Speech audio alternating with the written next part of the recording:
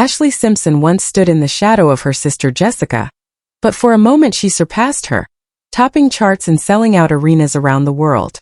Her rise was fast, fiery, and deeply personal, built on authenticity rather than polish. Then a single computer glitch exposed her in front of millions, igniting a scandal that rewrote her story from rising star to cultural punchline. It cost her millions, damaged her confidence, strained her family relationships, and nearly ended her music career. Years later she is rebuilding, but the wounds that shaped her fame run far deeper than most fans ever knew. Ashlee Nicole Simpson was born on October 3, 1984, in Waco, Texas. Her childhood moved at a pace she could barely keep up with. She and her older sister Jessica grew up in a strict religious household where their mother Tina managed the home, and their father Joe served as a Baptist youth minister. When Ashlee was 3, the family moved to Richardson, Texas. She and Jessica attended school together, sharing clothes, competing for attention, and learning how difficult it was to grow up alongside another girl chasing her dreams.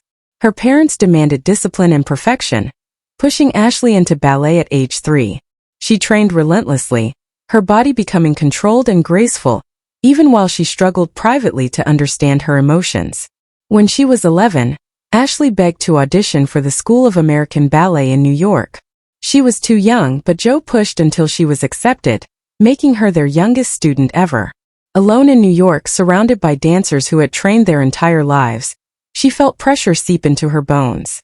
It triggered an eating disorder between ages 12 and 13, shrinking her to 70 pounds at just 5'2". She hid the struggle from her family until her parents intervened, pulling her back before she caused lasting damage. The shame and insecurity stayed with her for years and shaped the way she saw beauty and success. As Jessica's singing career started to bloom, Ashlee felt herself fading into the background. Their father left ministry work to manage both girls full-time, placing them squarely on the path to fame. Ashlee landed small roles in commercials, including a National Got Milk spot at age 15. When the family moved to Los Angeles for Jessica's music career, Ashlee became one of Jessica's backup dancers. Night after night she performed on tour, learning how to command a stage even while standing behind her sister. Eventually acting opened more doors, and at 16 she joined the cast of Seventh Heaven, appearing in 40 episodes and finally building an identity separate from Jessica. Music found her next. She recorded early demos, strained her voice pushing too hard, and developed acid reflux that would haunt her later. Still, in 2004, everything changed when her debut single Pieces of Me hit radio. The song captured a breakup she was still healing from, and its raw honesty resonated with teenagers everywhere. It shot to #1 on Billboard's mainstream chart. Her debut album Autobiography dropped shortly after, selling nearly 400,000 copies in its first week and debuting at #1. It was messy, real, and vulnerable. 70% of it came from therapy sessions she'd used to process her ballet injury and childhood insecurities. Shadow revealed the pain of growing up in Jessica's spotlight. Her title track included real voicemails from ex-boyfriends, blurring the line between diary and pop song. Fans devoured the honesty, and by the end of 2004 the album was double platinum. But fame cuts both ways. In October 2004, Ashlee performed on Saturday Night Live. A technical glitch triggered the wrong backing track, exposing her lip-syncing. Frozen and panicked, she did an awkward jig, then walked off stage. Overnight the internet mocked her. Memes, headlines, and late-night jokes followed her everywhere. She tried to redeem herself at the Orange Bowl months later, but her voice cracked and the stadium booed. The humiliation was brutal. Yet paradoxically, her album sales jumped as people became curious about the girl behind the controversy. She returned with a second album, I Am Me, in 2005. It also debuted at #1, and Boyfriend became a bold pushback against critics. Wanting to prove herself, she banned lip-syncing on her 2006 tour and often sang a cappella at meet and greets. She wanted people to hear she was more than her worst moment. Her success extended beyond music. She shocked critics by landing the lead role of Roxy Hart in Chicago on Broadway. Night after night she performed 8 shows a week, earning respect for her work ethic even from those who doubted her. But fame never stopped testing her.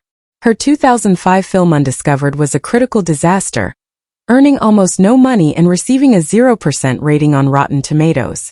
Her 2008 album Bittersweet World debuted lower than her previous ones and underperformed commercially, selling only 47,000 first-week copies. A planned tour was cancelled when she became pregnant with her first child, and slowly music slipped out of her life.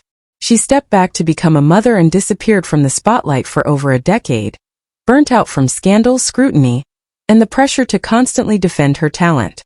Her personal life was turbulent. She married Pete Wentz in 2008, and their son Bronx was born later that year. The marriage suffered under touring schedules, media attention, and Pete's struggles with mental health.